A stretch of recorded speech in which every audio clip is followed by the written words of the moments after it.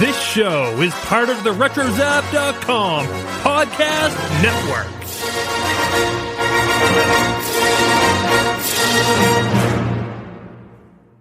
And welcome, ladies and gentlemen, to episode 11 of the Animanicast. Frera Warner, what's that mean? Keep it clean. Yakko is a yakker, Wacko is a snacker. Dot's plain cute, so's this boot.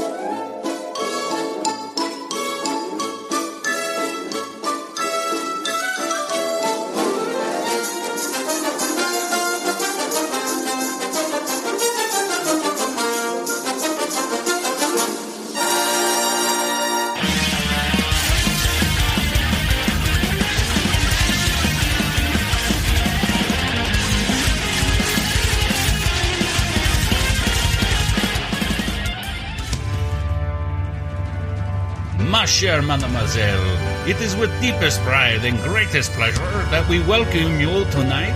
And now we invite you to relax. Let us pull up a chair as you enjoy your podcast. There we go.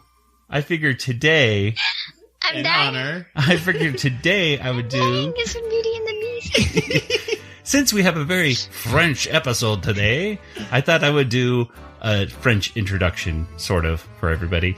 Welcome to the Animanicast, everybody. My name is Joey, and this is a podcast where we talk about every single episode of the Animaniacs in the order in which they were released. We talk about all the gags, all the jokes, and all that stuff. And with me, as always, is my brother Nathan. Bonjour. And across the country is Kelly. Hello. Hello. Bonjour. Bonjour. And today we are talking about two very funny episodes, two very funny cartoons, that is. In episode 11, No Pain, No Painting, and Les Miseranimals. This is an episode that originally premiered on September 27th, 1993. And real quick, what are your initial thoughts about this particular episode, Nathan? It was enjoyable. Okay. And Kelly, what about you? I liked it. Okay.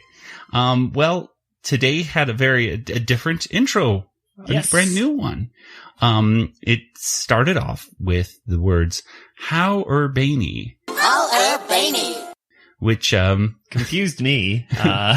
which, yes, you had to actually look at that, by the way, on Netflix, they have to fix the, closed captioning on that. I was watching it today with closed captioning on, and they said, droll, D-R-O-L-L, urbane-y.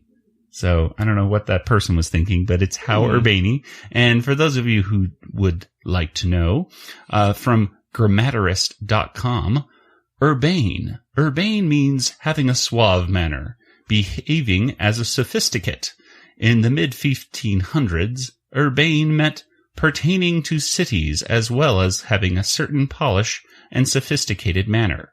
Urbane was also created from the Latin word urbanus, which in addition to the meaning of city life also means having the refined manners of city people.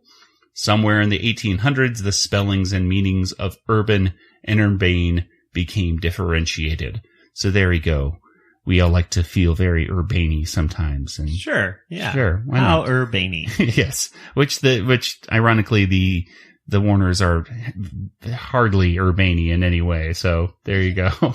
But today's episode, I suppose, has a little more culture than some of the previous ones in some ways, right? The first one is dealing with Pablo Picasso. Of course, before we get to that, we have to talk real quick about a new tower escape that they had. This one was kind of a cool, almost Zen kind of escape. The Warners essentially get out of the tower and a giant bubble comes out from the water tower, and they kind of all climb into it, and then it floats away as they sit in it with their legs crossed, and they just look kind of like little little puppy Buddhas or something floating through the Little sky. puppy children. Llama, llama, llama, llama, llama. So that was a cute little intro. Again, I always like these intros. The animation company who was heading up these particular intros, I think did a really good job at not only animating the Warners, but, I don't know, just the quality is really good. Yeah, and trying to come up with different ideas for them to escape to, which is kind of... Yeah. It looked cool. Kelly, any thoughts on that? Just... Not really. Not really. It just looked cool. It was cool. Yeah, let's move on to the first cartoon.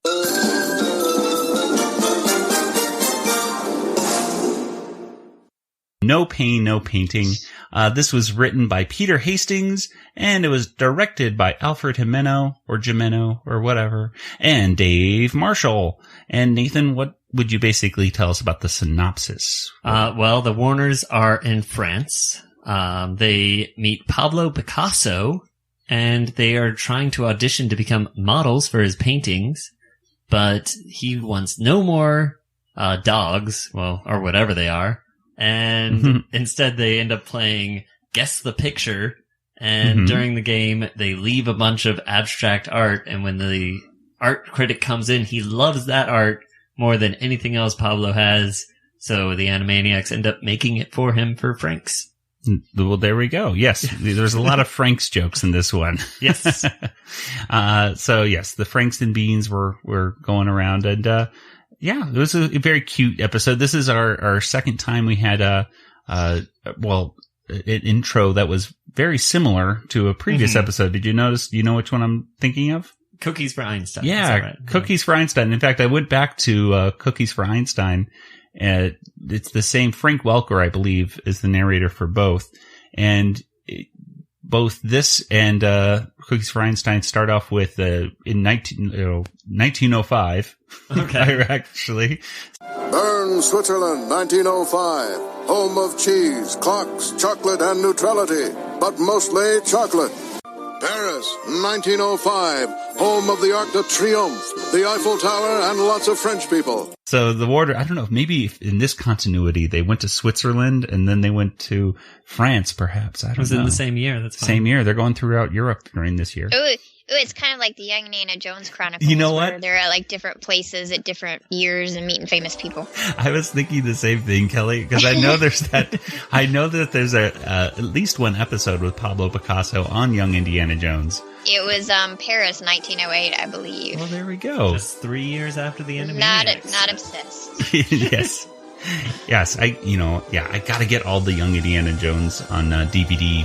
You don't have them? I don't have them. I know, and they're You great. Call yourself a fan. I know, and they're great for educators too. I know, because the special features on there are fantastic. In my social studies class, I used to use some of the episodes to help introduce World War I. The kids love them, so.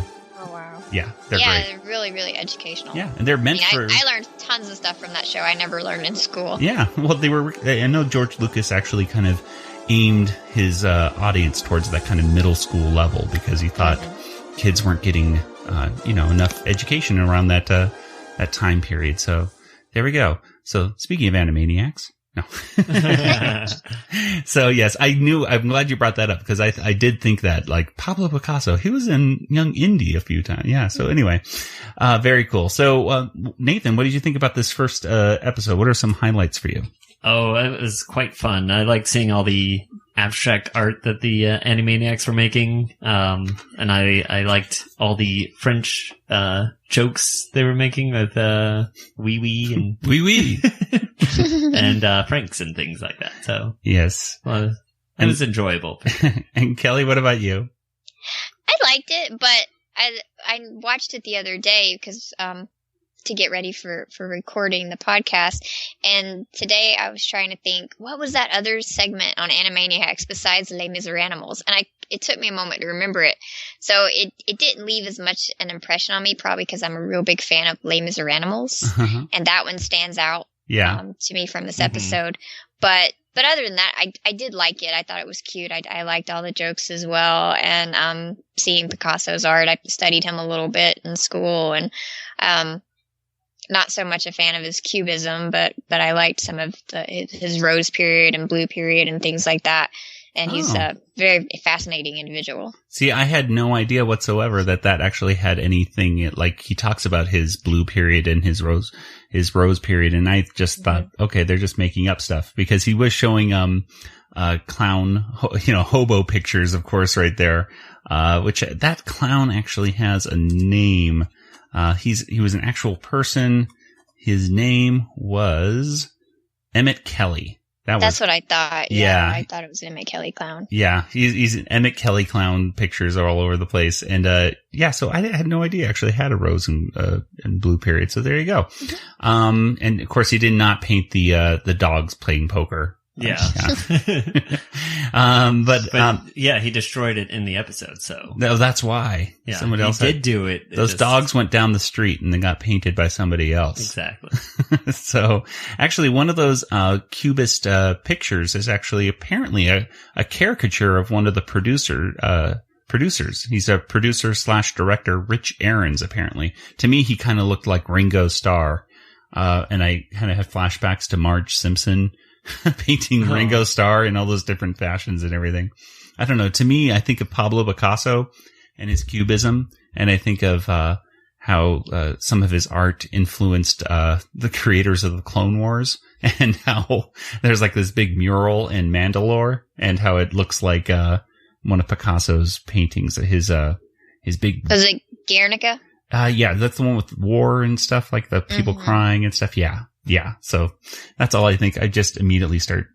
Everything makes me think of Star Wars. So why not Picasso as well? By the way, there is, I guess, one kind of goof that did stick out for me, because I knew that Pablo Picasso was Spanish.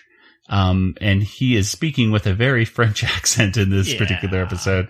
So one of the quote unquote goofs or possible mistakes of this cartoon is the fact that he probably wouldn't have I don't think he had a French accent. But I don't know. Well, he also would not be speaking English. So. Yes.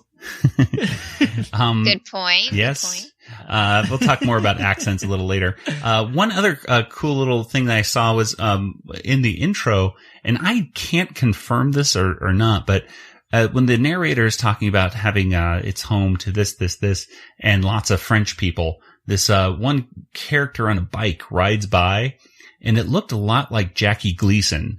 From the Honeymooners and various other things. And I was going, is that Jackie Gleason, or is that supposed to be Peter Lorre, or what's going on? Who is that guy? It was too fat to be Peter Lorre. So I was like, okay, it must be Jackie Gleason, I guess.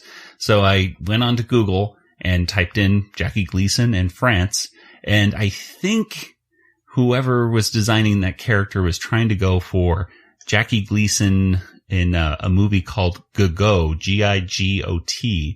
And he was dressed up in brown, and it was kind of like one of those, serious films, kind of thing, like where the comedian is going to be a serious person for once. So I don't know. I can not confirm or deny that, because no one else made that connection but me. So Nathan's pulling up the picture of him. What do you think? Yeah, I could see that. It's just so quick too. He goes by very quickly, but he's just this big fat guy on a bicycle. And I kind of, and I know that a possible illegal copy of Gigot is on YouTube. And I scanned through. I did not have the patience to watch Gigot. But I scanned through it, and he's wearing a similar outfit. I did not see one shot of him riding a bicycle, though. So I don't know. It's just, it's a guy. I don't know why they would have shown him so fat. But there you go. Anyway, there's a few other things that are going on. I really liked. I'll get to my favorite joke later, because I've been thinking about it all week. There's a line from this particular one, but Dot was doing some twerking in this one. I think she's talking about she has the buns. Will you go away if I give you some francs? I got the beans. I got the ketchup. I got the buns. Says you. Yaka was not impressed by her. She would. Like, if you say so. But the picture game, when they get to that, to me, did that look like win, lose, or draw to me? Like the old game. I used to come home and watch that after school, and it was, now there's so many other shows that they're renewing and stuff like that with celebrities as hosts. Like, what is that, Celebrity Party or something on NBC? You know what I'm talking about? I have no idea what you're talking You about. ever watch any of those? Well, there's Celebrity Party, and then there's the show. See, I'm terrible because now I don't know the names of the shows that I'm talking about. But ABC has a bunch of them. NBC, anyway. But win, lose, I or know draw. Jeopardy. That's about it. Yeah, you're like, I watch Jeopardy. Yeah. I watch the real game shows, like, you know, ones you have to challenge your brain. Meanwhile, I'm watching Match Game. That's what Alec Baldwin is in the new version of Match Game, which is, you know, Wacko was so happy he put his blank on his blank. You know, it's like, oh no, put the blank on. Good night, everybody. Good night, everybody. But anyway, there's a few quick little references that kids today may not get. I mean, Dot is talking about thinking the bull is Wilson Phillips, who is, of course, what is that, Carney Wilson, and the Phillips. I don't know. They sing something. They sing "Come Back for One More Day." Come back for one more day. Yeah. Yeah, they were in Bridesmaids at the end of that. Oh, right? That's right. I totally forgot about that. Yeah. Okay. And then she says that guy in the Madonna video at one point, and I was like, what guy in the Madonna video? And there's so many guys in Madonna videos. But when I'm trying to think of weird guys in Madonna videos, the first one that came to mind was probably in Justify My Love. There's this guy in this unitard with long fingernails, and he's waving his arms around or something like that. It really kind of stuck in my brain because I know Wayne's World made fun of it later on Saturday Night Live. But so I was thinking, okay, we're in the early 90s. We're in the early 90s at this point. Madonna, I'm going to guess that's Justify My Love. I will say right now to our younger listeners, don't watch Justify My Love. It's too adult. Please don't watch that. I got in trouble for watching it when I was your age, so I won't get into that. Anyway. So, and of course at the end, they actually do show some of Picasso's real paintings right there, because Picasso's having them work. Yeah, so Picasso doesn't know how to do abstract art, I guess. Yes, he never figured it out, so, yeah. Keep up the good work, mes amis. We get paid in francs. The Warner Brothers were working on 2 real Picasso paintings. One of them was called Portrait of Marie Therese Walter, and the other one is The Sailor. So there you go. So we actually got to see some real art in this particular cartoon. So does that make us urbane-y? It does. Very urbane-y. How urbane. And some of the other ones, I was actually surprised that the art wasn't real. Like when they were flashing past all the different things, like of the bull and of the, what is the guy waving outside the car wash? Yeah. I thought those were real Picasso paintings, but I couldn't find any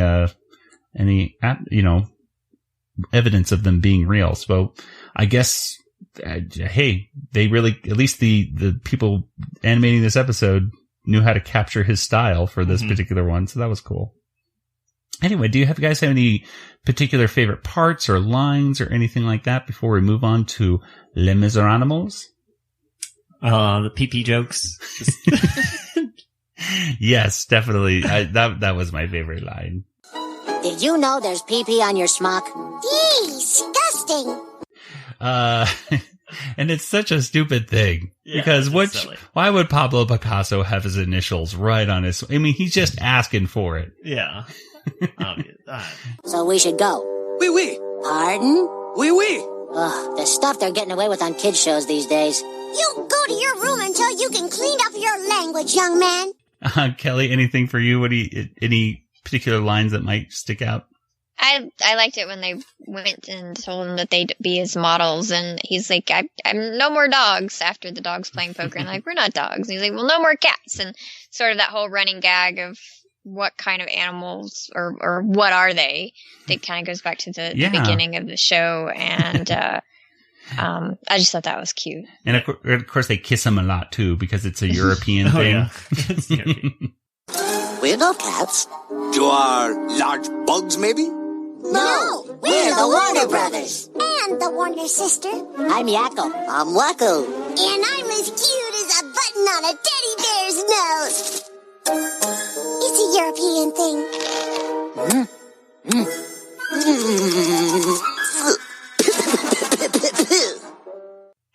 So yes, a very cute episode, and we got to see another historic figure that kids, could be their first exposure to Pablo Picasso right there. So that was kind of cool. Well, any other thoughts on this first cartoon before we move on to the second segment? Guess not.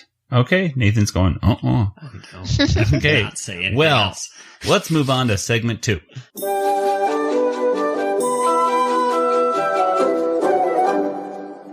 Kelly, the next one is Les Miseranimals, and this is written by Deanna Oliver and directed by Gary Hartle and Rich Ahrens, who I guess we had that picture of him last cartoon, so there we go.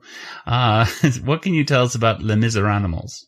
Well, Les Miseranimals is a parody of Les Miserables, which is, it's a parody of the musical, which is based on a book by Victor Hugo. And it's really, really good. I really recommend if you haven't seen, I mean, if your only exposure to it is to watch the movie with Hugh Jackman and Russell Crowe, that's great. But the live show at the theater is really, really good. I've seen it several times. And the book is really good too. It's beautifully written. But are there pictures in the book? No, I'm kidding.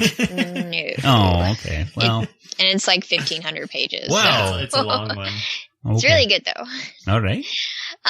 But the synopsis of this episode, it's a Rita and Runt story, and Runt escapes from the pound, and she's hanging out. I guess she's hanging out right outside of a restaurant with some other cats, and the restaurant owner decides he's going to use cats as meat for his pies. Mm-hmm. And she tells the other cats, and they're like, no, it's awful. And Runt comes and tries to rescue her, and that doesn't really go so well. So he goes back and gets a bunch of poodles, and they come back and rescue them. And it's a musical, so we get to hear Bernadette Peters sing, which is great. Yes. And there's a lot of references to the songs from Les Miserables, the musical. So they actually got a whole bunch in this one little short segment. Yeah, I'm surprised they actually had the rights to parody so many. I guess maybe that's the key, is that it was a parody, and perhaps that's the way they get around that.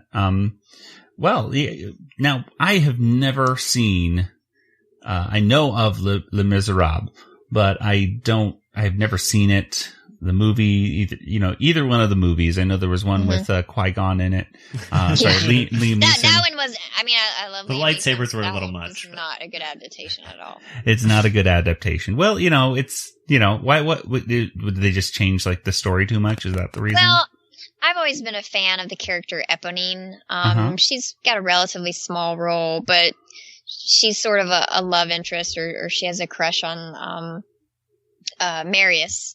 And she ends up, spoiler alert, if you haven't seen it, she ends up sacrificing herself to save his life. So, he can go on and live the next day to be with Cosette, the love of his life.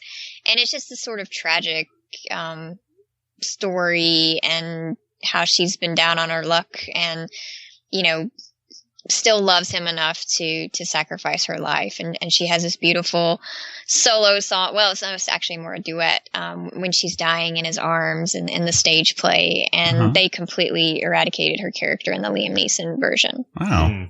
And it really disappointed me. Is the ending happy to the story? I mean, for some people. Yeah, it's not sad for everyone. Bittersweet, I guess, is Bittersweet. the best way. The main focus of the story, I think, is one of redemption. And how you can make mistakes, and some people learn from them and move past them to better their lives. Some people, when confronted with the truth of who they are, can't really live with that. you know, and I will point out that at the beginning of this segment, Rita says, "Welcome to the French Revolution." Yeah. And it's a common mistake, but Les Miserables takes place decades after the French Revolution. Okay. See, I was wondering that too, because the French Revolution happened in like the 1700s, I believe, didn't it? And this is in the 1800s. Yeah. I was like, nobody's dressing the same in this, if they're trying to go for an accurate depiction of the French Revolution. Well, again, Nathan, you've seen the musical, right? Yeah, I've seen, the latest adaptation in the movie. Right. The movie musical, I should say. Mm-hmm. Yes. What similarities did you notice? I mean, cause again, I'm totally in the dark on this one. So many of the songs are pulled just straight out of the musical. Just the lyrics are funny or just changed about. Yeah. So let's into the fork or let's list these off. So it starts off with "I Come and Bear," and then it goes to "At the End of My Fork." At the end of my fork is an unknown food product.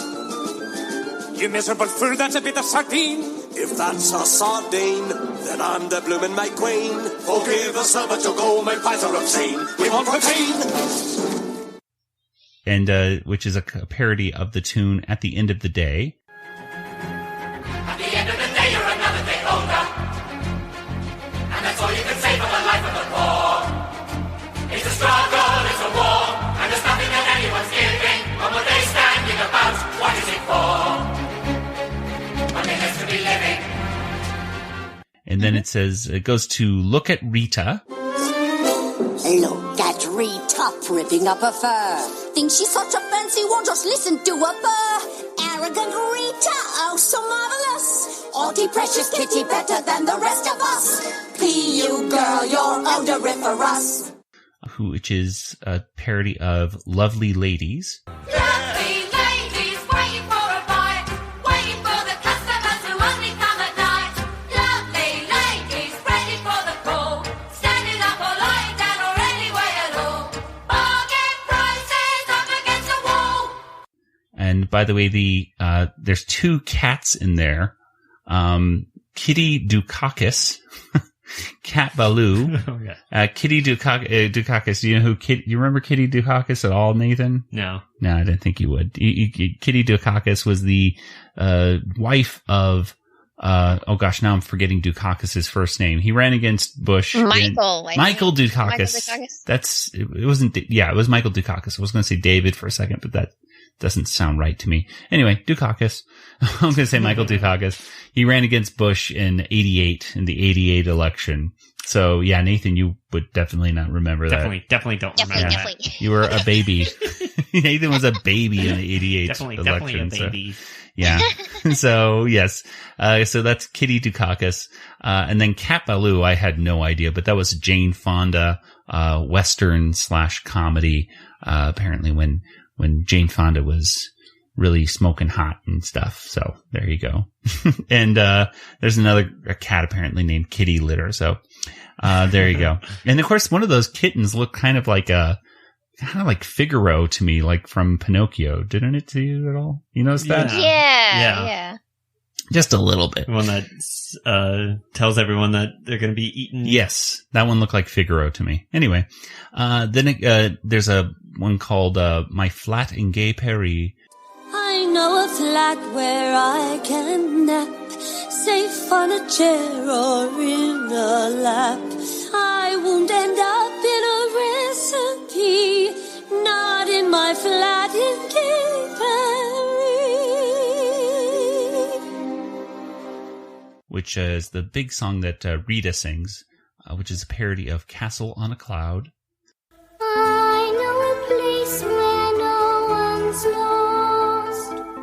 I know a place where no one cries. Crying at all is not allowed. Not in my castle on a cloud. Is that like one of the big, I had to guess, is that like one of the big, songs that it's not one of the biggest. It's one that Cosette sings as a child, and it's sort of that. I guess it's a common kind of Disney type song, like, oh, this is what I dream of, and this is what I want out of life, and that kind of song. So it's sort of her hopes and dreams when she's a poor, miserable little child. The somewhere out there. No, something like that. Someday my prince will come. Yeah. Something, all that stuff. Part of your world. That's the one. Yeah. And there's a song called Rita Runt. Rita, glad I found you safe and sound. Runt, where the blazes have you been? Rita, doing straight time in La Pound. Runt, get me out of this pen. Which is going to the tune of Red and Black. Red, the blood of angry men. Black, the dark of ages past. Red, a world about to dawn. Black, a night that ends at last. And another song is called That Hole Is Much Too Small. Please don't be upset, Runt. It hardly hurts at all. But that hole is much too small to pull my body through. But were you thinking, you big buffoon? From the tune of A Little Fall of Rain. That's the song that Eponine sings. Ah. It's her swan song. Don't you fret, Monsieur Marius. I don't feel any pain. A little fall of rain can hardly hurt me now. You're here. That's all I need to know. I see. Okay. And then it says, do you hear the poodles bark? Where all the poodles come and dig them up and dig them out of this kind of enclosure. Do you hear the poodles bark, barking the barks of angry mutts? It is the high-pitched yap of pedigree dogs whose mouths will not be shut. We will break down the prison wall. We will destroy the restaurant. We are revolting poodles following Runt thou roars. And it says, do you hear the people sing? So that's from that. I feel like that's a big song from Les Mis. Do you hear the people sing, singing the song of angry men? This is the music of a people who will not be slaves again. When the beating of your heart echoes the beating of the drums, there is a life about to summon to our applause. Dig down, dig down. Dig down, dig deep, Les Miseranimals. Dig down, dig deep, to freedom through a tunnel.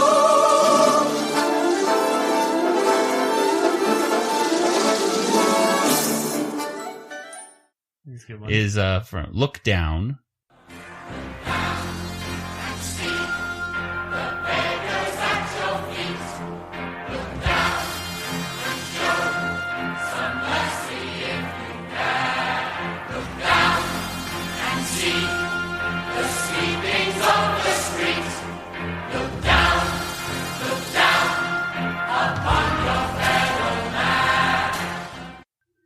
And then Bitten, I like the title of this song. Bitten in the Butt. Bitten in the butt, got an for tear. Took a little nibble from a derriere. I will get you in the end, dog. You'll regret you bit me, chum. Oh, I am so irritated, I get bitten in the bum. Which is a parody, or it goes to the tune of Master of the House. Master of the house, keeper of the zoo, ready to relieve a mob of Sue or two. Water in the wine, making up the weight, picking up their knickknacks when they can't see straight. Everybody loves a landlord, everybody's bosom friend. I do whatever pleases Jesus, damn, I'll bleed him in the end. And then, of course, we have Runt versus Camembert. But I protest, I'm an innocent strain. Confess, Camembert, you know it's true. I did not steal that bone, it was you. Toodaloo. To the tune of The Confrontation from the Miserable. And Nathan, That's a really big one. Yeah. That's a huge one. Nathan, you were showing me a clip the other day of the folks from Neil Patrick Harris and Jason Segel singing at, I guess it was like inside the actor's studio or something. I don't even know what. Yeah, but they were able to get it just right, and it was pretty crazy. Yeah, just like because apparently they did that all the time backstage. They both realized that they loved Les Mis, so they just started doing the confrontation to each other. And so they can just do it at any time, like. Believe me, you can never change. But men like you can never change. No, you know nothing of my life. All I did was steal my duty to you. Know nothing. You have no right. You with me to nothing. Now before I see this justice, Jean Valjean is nothing now. I am become news of rights. I'm a strong to have to pay. Every man is born in sin. Every man must choose his way. You know nothing of Javert. The one thing that really stuck out for me, the only other pop culture reference that really stuck out was the reference to Sweeney Todd. Since all the cats are apparently going to get put into these pies, they reference like, oh my God, we got a Sweeney Todd or something. And I would have never gotten that back in the 90s at all. I never even heard of Sweeney Todd till I saw Jersey Girl. Yeah, exactly. I was going to say the musical with Johnny Depp. I was going to say Jersey Girl. I know. I remember watching Jersey Girl and going, is this a real thing? I know. I didn't think it was. Yeah. So, and then little did I know, like 4 years later, perhaps, or something. There you go. Real thing with Johnny Depp. So, yeah, Sweeney Todd. Most people know about that thanks to Johnny Depp now. So, there we go. Well, again, I'm kind of in the dark about some of this stuff. I did notice one other possible thing, which is the waiter, Tristis, I think is how you pronounce his name. I don't know. I'm not very good at French pronunciations. Okay. But he looked a lot like John Cleese doing a French waiter kind of thing from Monty Python. Yeah, I could see that. And he was actually voiced by Jeff Bennett, who voiced Furman Flaxseed on a previous episode. And did a really good John Cleese. Exactly. Yeah. So to me, I was like, okay, maybe they were going for that kind of character right there. Cause there's that famous scene in Monty Python's Meaning of Life. Just one thin wafer. It's a wafer thin mint. And, oh no, I couldn't possibly more. Finally, monsieur, a wafer thin mint. Oh, sir, it's only a tiny little thin one. A thumb-full. Oh, sir. It's only a wafer thin. Well, I could make another thing. I'm absolutely stuffed. Oh, sir, just one. Oh, just one. Just the one, monsieur. Voila.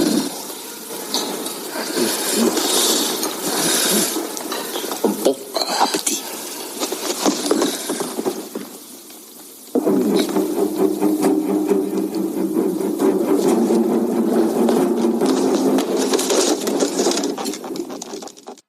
And bad things happen in that. So anyway, but I love that. I love that as a kid. Do you know what I'm talking about, Kelly, with Meaning of Life at all? No. It's a very explosive movie, or at least that part is. That part, yeah. Yeah. So I need to see it. I've really only seen The Holy Grail. That's the one I just keep watching. I think that's the best one. If you're just going to see one, I would say. Yeah, you have to go for that. I would probably, Life of Brian, a lot of people go for that one as their second favorite. For me, I would, and a lot of people put Meaning of Life probably at the bottom. For me, I kind of put that above Life of Brian just because Meaning of Life just feels like a bunch of short sketches, kind of like the actual TV show. Yeah. So, but yeah, it was their last film, and a very, very disgusting parts to it. So there you go. Yes, at least for that part, that's a very infamous scene right there. Those of you out there know what I'm talking about. It's pretty gross. Anyway, but very funny. So yeah, tell me guys, what else should we know about the Les Miseranimals? Because I mean, it did have kind of, Kelly, you mentioned that it has kind of a bittersweet ending to the original play and musical.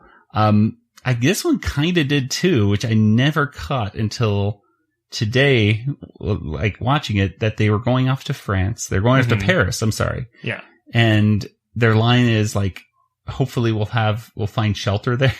The city of romance, where they drink and marry and dance, and with any luck and all will find shelter tonight. Live in France. Like they were running off like, yay, they're so happy and they're running to Paris, and then they don't even know if they're going to get shelter. So I'm like, oh, that's kind of like, okay, I hope they do. They could have. Yeah. One thing I thought of, similar to Les Mis, the whole Val Runt, he just stole a bone, and in the Les Mis, he stole bread, is what. Oh, okay. All this for, was it one loaf of bread, Kelly, or? Yeah, I think so. I think it's just like, all this for a loaf of bread, and. Okay. He's been being chased the entire play just for this one loaf of bread. He's just like, Well, he was actually paroled. He stole a loaf of bread and then was sentenced to prison, and then I want to say he tried to escape, or maybe not, but he ended up being there a really long time, and then he was finally paroled, but they have to give him a yellow card that says he's a former inmate, and so he couldn't get work, and so then he was kind of forced to steal again because he couldn't get a job and make money legitimately. And he was starving, and so the play or the book follows kind of what happens after all of that. Yeah, and this is just Runt just escapes from the thing. But still, all he did was steal a bone. Like, any particular favorite segments or songs? Because I guess you could say basically for this is mostly songs. Like, do you have a particular parody song or segment that you really thought stands out for you as your favorite? I like Bitten in the Butt. Because it really is the tune is really, really similar to Master of the House, and which is about the couple that owns an inn and basically how they cheat all their customers. And it's always a fun, catchy song, and this did a really good job of taking that tune and applying new lyrics to it, which are hysterical because Bitten in the Butt. And then I loved My Flat in Gay Paris, which is, again, Bernadette Peters' beautiful voice. Yeah. Always takes me back to when she was in Annie. And it was, just a lovely rendition of that song as well. Yeah, I agree. Nathan, what about you? I like the Runt versus Camembert, the confrontation song. I just like when they sing at the same time. Yeah. Just fun. It makes me want to rewind it and listen to that part again and again. Apparently, Runt was saying that Camembert Camembert stole the bone, not him. So apparently, Runt was framed. Yeah, that's right. There's a lot of complexity going on in this. Like you don't get it unless you rewind it and watch it. Yeah. So there we go. Ha ha ha ha hee. And for me, I kind of liked, number one, that little the Bernadette Peters singing about Paris at the end. That tune it's an earworm for me. That just gets in my head on a loop sometimes. But the part for me that really sticks out is, I am definitely, yeah. And then the last, definitely. Who are you? I am definitely Runt Val Runt. Definitely. Who am I? 2, 4, 6,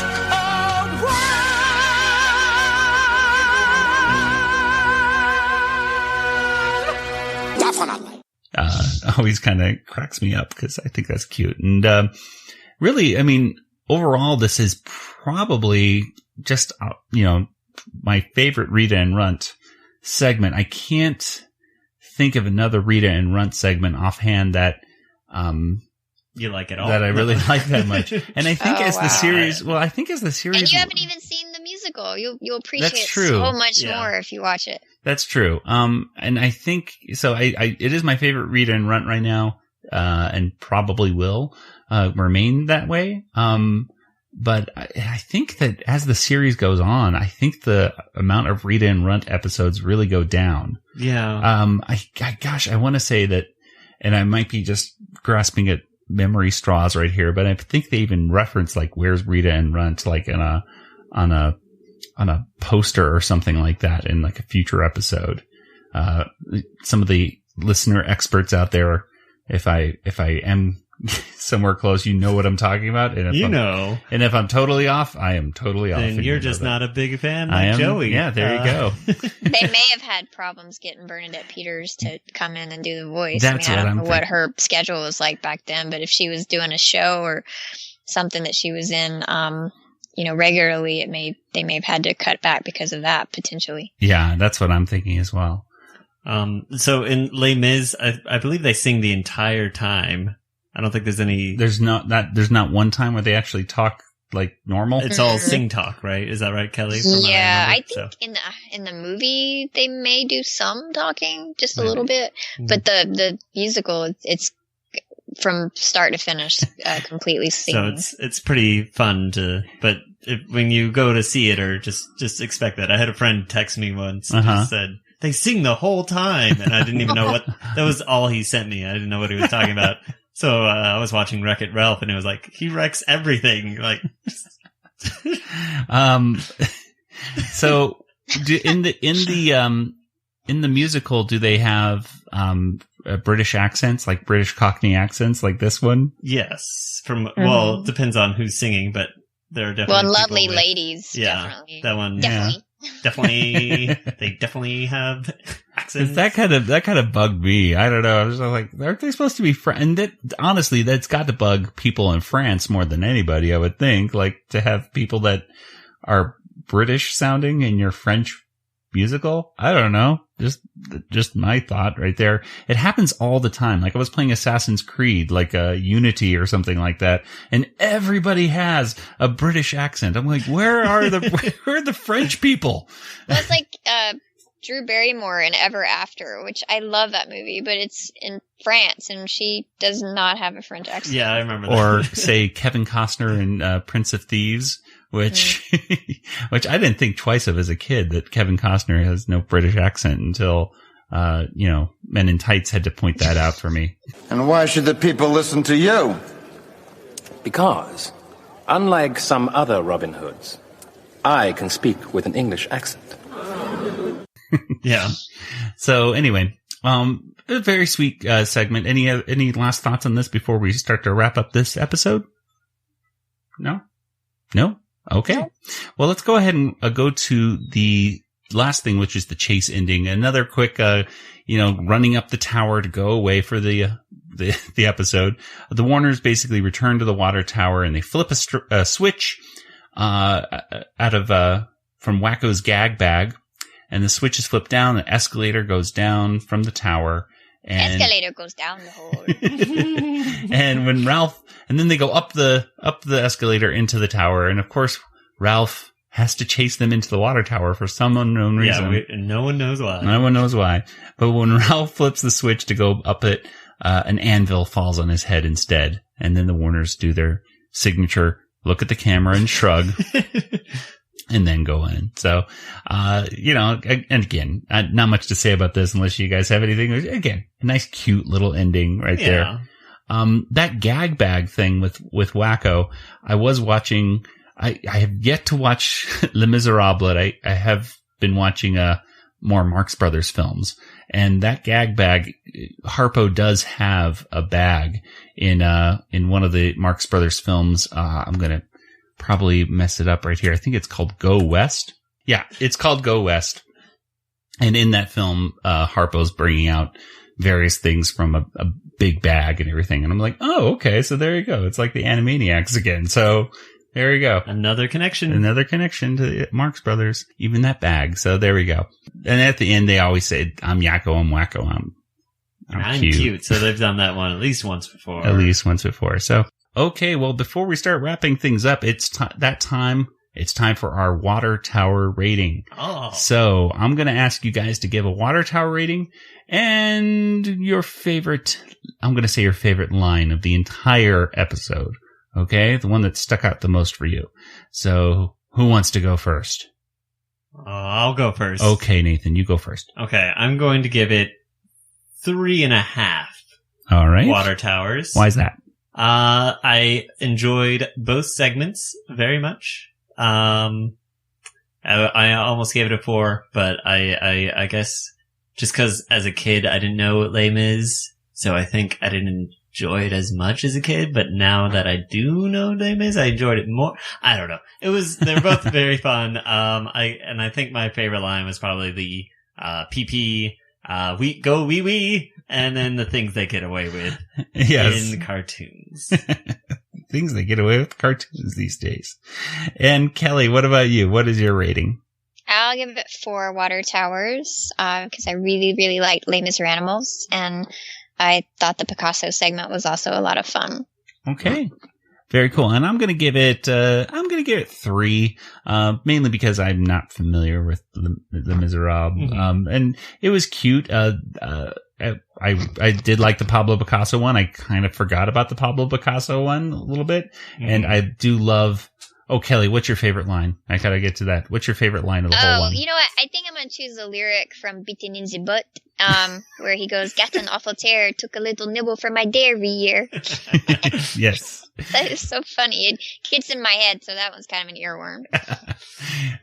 So I'm going to go with 3 stars, and I think I'm going to say that my favorite line is the pee-pee on your smock. Because that one is just, I don't know, it's so ridiculous and funny. So there we go. The things that we're finding funny in this episode do not make us very urbane. No, not at all.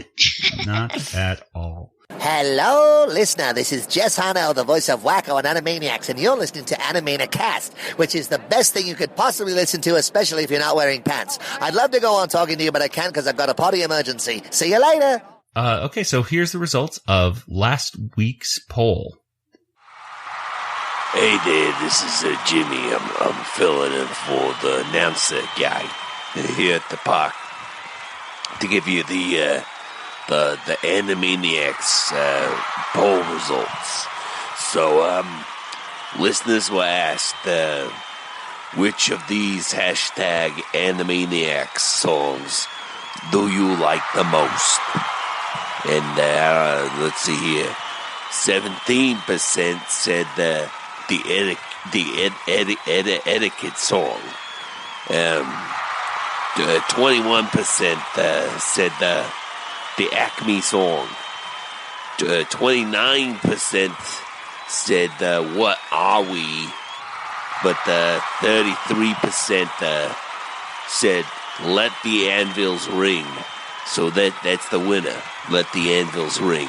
And hang on 1 second. Hey, hot dog over here. I'm getting a hot dog right now. And, so let's see what the question is this week. And those were the results. Very interesting. So out of those choices for best song, what do you guys think? Which is the best? Which is your, I guess you would say, favorite? The Acme song, the etiquette song, What Are We, or Let the Anvils Ring? Which of those are your personal favorite out of those 4? I think I like What Are We? Okay. It's just always been a fun, cute song, and I used to sing it a lot. Mm-hmm. Nathan? Yeah, I've also voted for What Are We? Just because it just kind of an earworm. Yeah.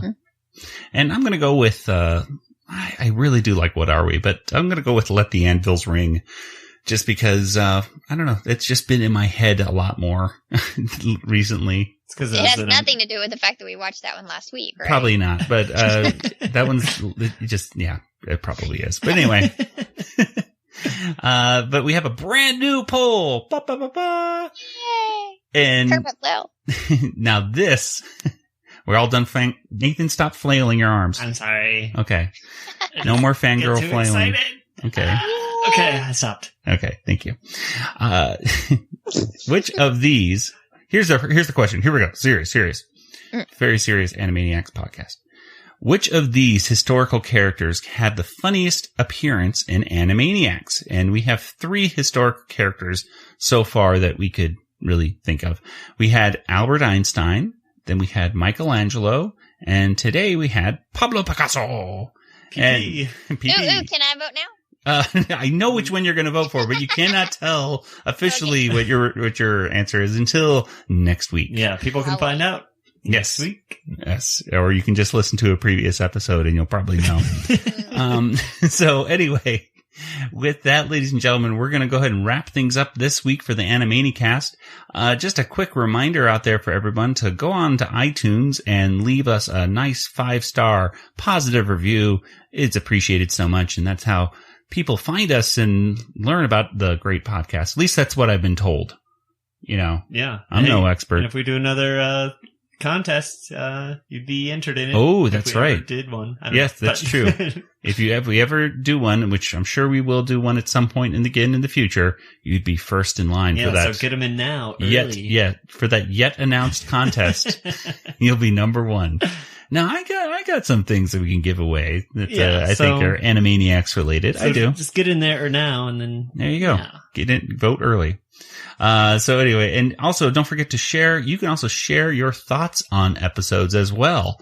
You can send us an email or an MP3, to animanicast@retrozap.com. Now I have a quick little thing right here that is actually from a person who actually did this.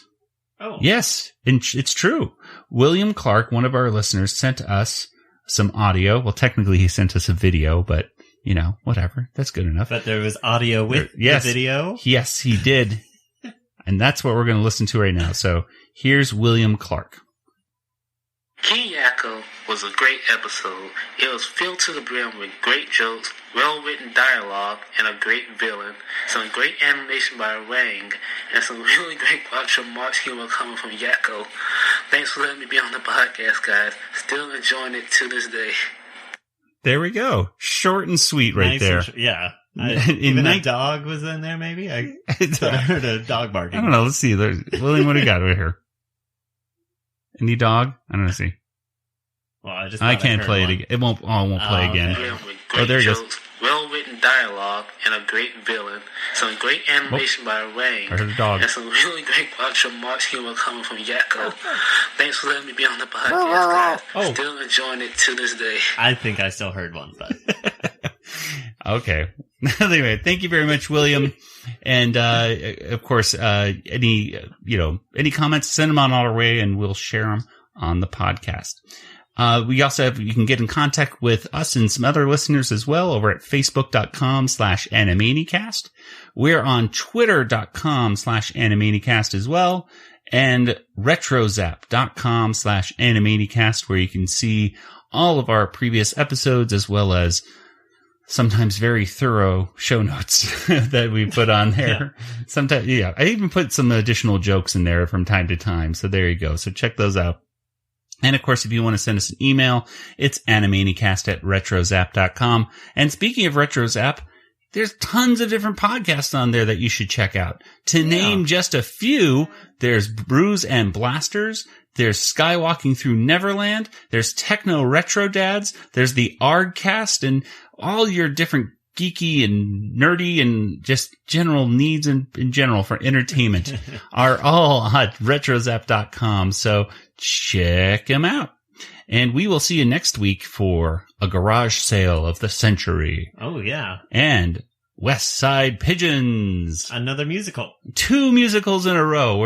Okay, so that's your homework. That's going to be my homework actually too. I'm going to have to watch West Side Story, which I've never seen all the way through. So that'll be that's another good one. That'll be my homework. Okay, so I think I was reading something recently because I have to work this in. I think Steven Spielberg's wanting to do an adaptation of West Side Story. Really? Music? Yeah, I don't know if he'll ever get around to it. He takes on way too many projects that he's capable of like doing all at one time. But Yeah. he gets excited about stuff and buys the rights and things, and then usually some other people will like direct them. But Very interesting. Okay, well, we'll talk more about that next week, perhaps. Maybe some news on that. Yeah, cool. Well, for the Animanicast, I'm Joey, and for Kelly and Nathan, good night, everybody. And I'm cute. All right, that will do it. Kelly is the cute one. Oh, dang it. This podcast is not endorsed by Warner Brothers or Amblin Entertainment and is intended for entertainment and information purposes only. Animaniacs, the Warner Brothers logo, all names, pictures, and sounds of the Animaniacs characters or any other Animaniacs-related items are registered trademarks and or copyrights of Warner Brothers, Amblin Entertainment, or their respective trademark and copyright holders. All original content of this podcast is the intellectual property of the Animanicast unless otherwise indicated. Definitely.